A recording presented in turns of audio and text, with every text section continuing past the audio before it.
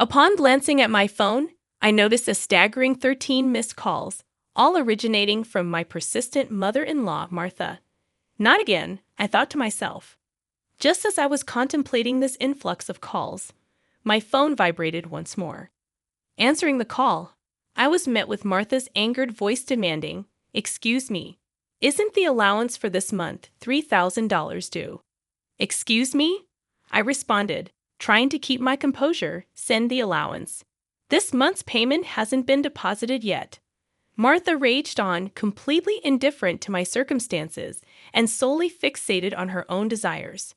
Fed up with her lack of consideration, even in challenging situations, I reluctantly resorted to my last option. Pulling myself together, I blurted out, "Your son has passed away, so I can no longer send the allowance. My name is Jennifer Smith, 32 years old. I'm a busy working woman at a major financial firm and also a housewife." Reflecting on my past, I reminisced about meeting my beloved husband Mark 2 years ago. We connected through our shared hobbies, and our relationship blossomed quickly. Despite encountering no major quarrels, a significant issue arose in the form of Martha, my mother-in-law. Mark's father had passed away a few years ago, leaving Martha as his sole family. The trouble began when I visited Martha's home to introduce myself before our wedding. Martha greeted me with a displeased expression, remarking, "So, you're Mark's fiancée, huh?" "Yes, my name is Jennifer Miller." To my astonishment, she continued, "You're a rather plain girl. I wonder what Mark sees in you." Uncertain if she was joking or being serious, I was left in shock. Mark, noticing my discomfort, confronted his mother. "Hey, Mom, what's with the sudden harsh words? How can you say such things to the person I chose?" Martha responded, "I'm just trying to choose a suitable woman for you." An argument unfolded between mother and son, leaving the air heavy with tension during my first meeting with Martha. I found myself unable to intervene, even though the atmosphere remained awkward. Eventually, we managed to convey our intention to marry. As we were leaving, Martha called out to Mark, sounding somewhat disgruntled. "Mark, can I have a word? You're going to keep that promise after you get married, right?" "What promise?" Mark inquired. "You know, about the allowance." "Ah, that. Yes, I'll be sure to take care of that." "Can we not discuss it here, please?" Mark replied. While leaving, the tension between my husband and his mother lingered, and the air was thick with discomfort. In the car on the way home, I brought up the conversation Mark had with his mom. "Hey, Mark, about the conversation you had with your mom as we were leaving." "Yeah, I should have told you about it, Jennifer. I heard something about an allowance. After my dad passed away, I've been sending money to my mom every month." "How much?"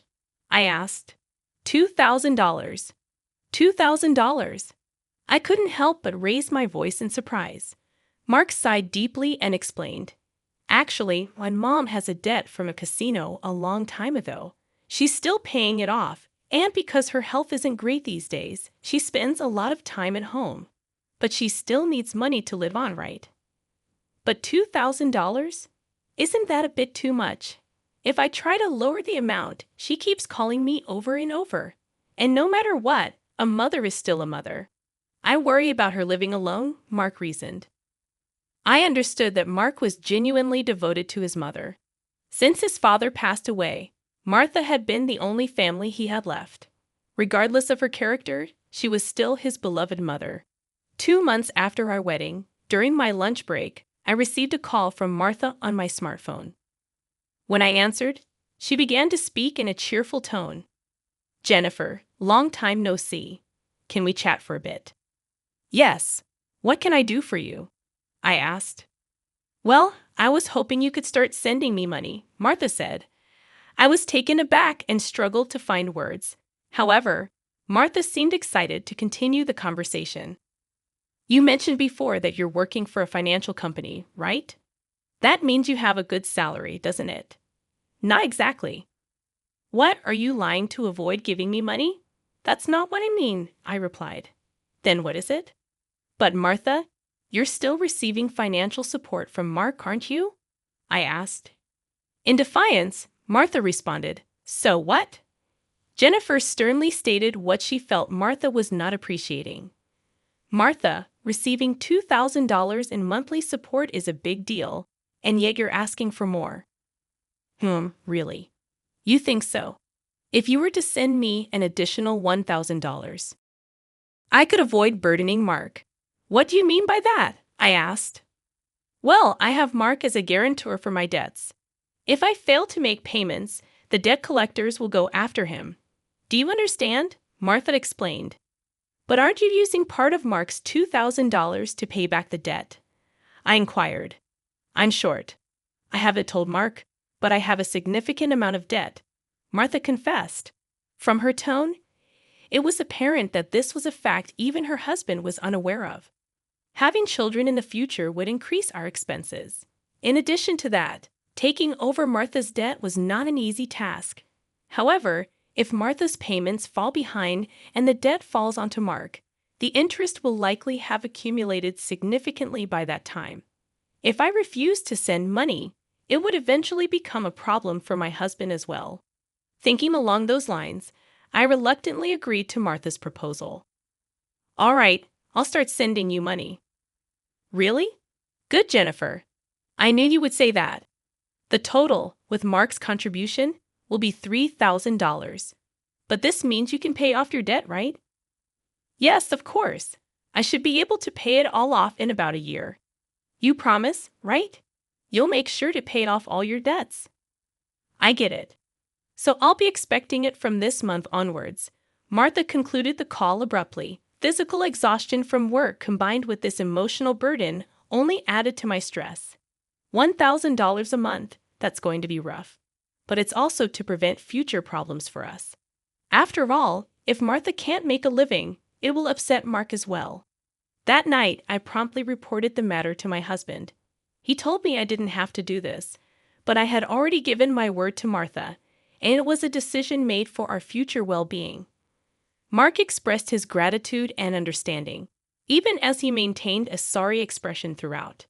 Time flew by, and 2 years have passed since then.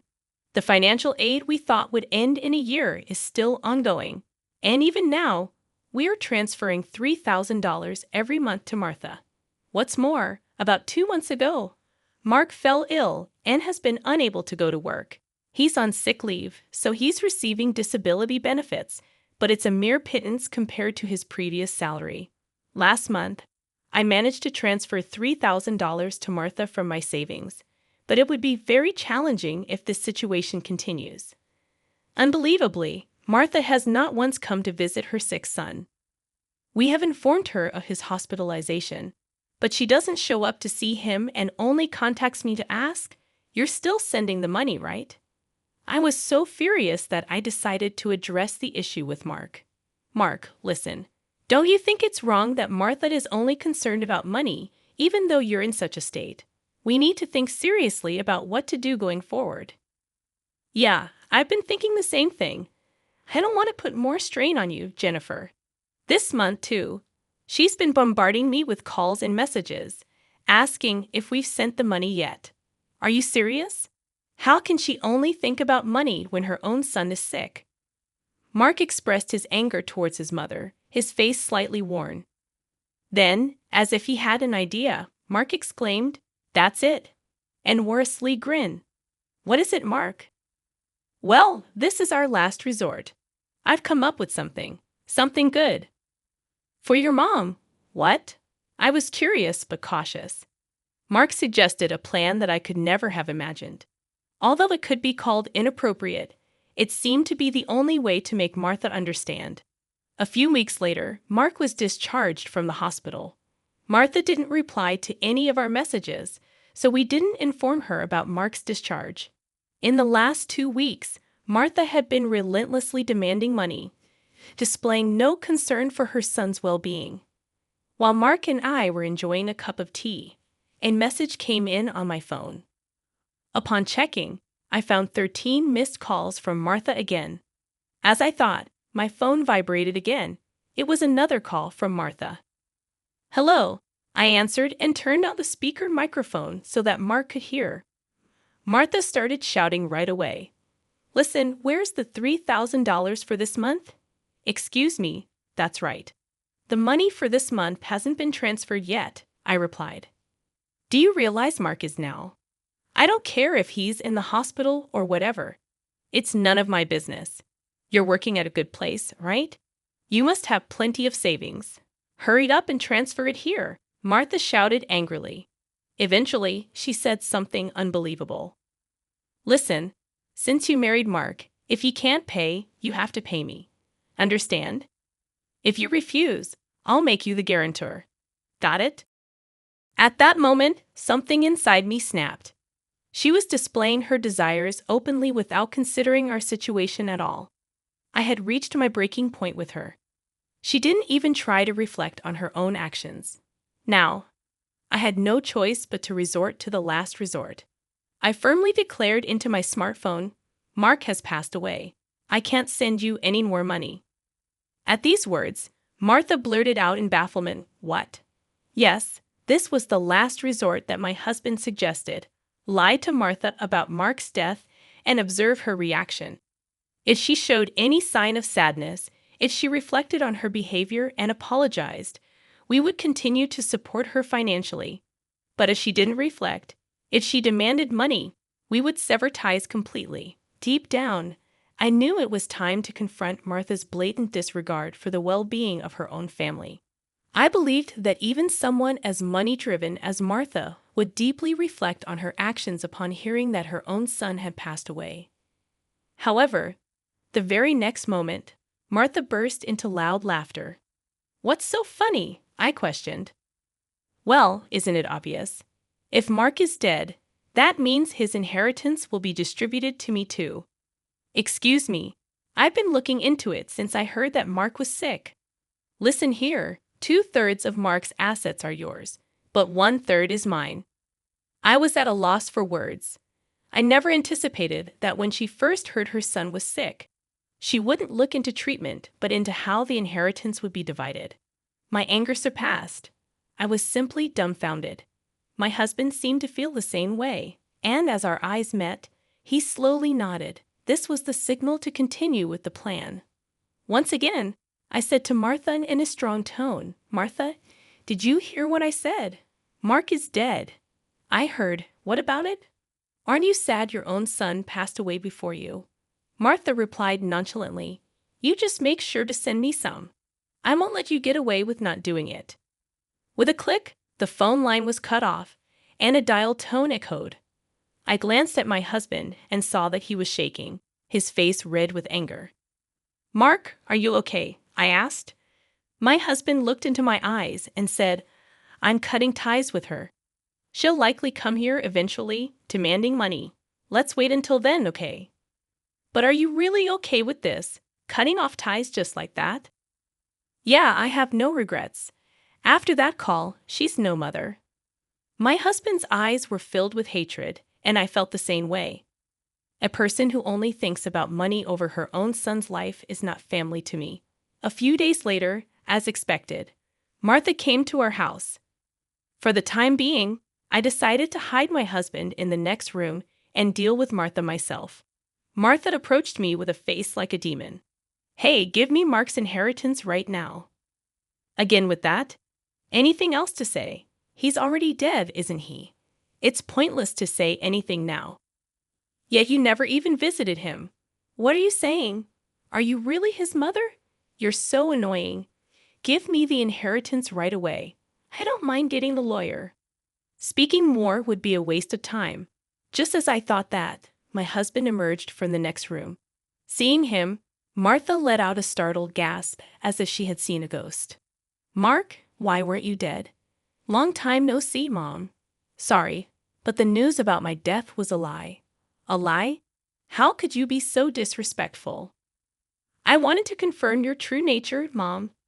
I was curious about how you'd handle the allowance if your son died. But you turned out to be a gold digger, just as I suspected. I understood perfectly. What? How dare you call your mother a gold digger? Silence. I'm cutting ties with a toxic parent like you. My husband's angry shouts left Martha with her mouth agape. She couldn't come to terms with the fact that her own son was severing ties with her. "What does this mean, Mark?" she stammered. "It means exactly what I said. I can't consider someone like you as my mother. No way." "What about the allowance? Do you really think I would? You're on your own with the debts. We're moving. Wait, please. If you do that, what about my living expenses?" Teary-eyed and pleading, Martha reached out to my husband. He forcefully shook off her hand, looked at her coldly, and said, "I don't care about your living expenses. You have been living off us without even a single apology. I really understand your despicable nature now. Don't you dare show up in front of us again." "No, wait, Mark. Are you going to abandon your mother?" Ignoring her words, my husband grabbed Martha's arm and dragged her to the front door. He threw her shoes and bag outside and chased Martha out of the house. Martha made a fuss outside for a while but disappeared after a bit, perhaps unable to withstand the eyes of the neighbors. She tried contacting us multiple times, but we ignored all of her attempts. We set Martha's number to be automatically rejected, and we finished moving. Regarding the matter of co-signing for the debts, it became invalid since Martha had made Mark the co-signer without his consent, and therefore he was not responsible. Without the allowance from us, Martha seemed to be leading a miserable life. It's only natural, considering she had been using the allowance for her gambling habits instead of paying off her debts. She still had a mountain of debts and was chased by debt collectors every day. Unable to gamble anymore, she seems to be working from dawn to dusk. For the foreseeable future, it's unlikely that she will be able to pay off her debts completely. She will have to keep working until she is unable to move. This is entirely her own doing. As for us, we are spending fulfilling days in our new home.